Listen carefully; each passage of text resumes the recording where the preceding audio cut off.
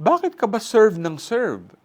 Ito yung tanong sa minsang narinig ko sa pag-uusap ng mga server sa simbahan.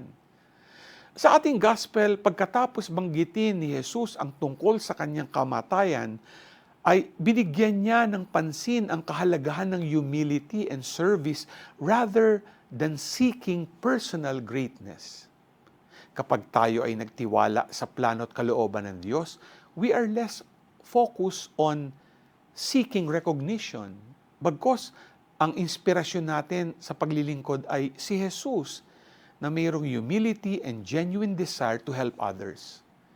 Dapat rin nating makita na ang lahat ng ating paglilingkod ay may dahilan because of our hope in God's kingdom that gives meaning and purpose to our lives. Handa ka bang maglingkod humbly and selflessly? G ka ba?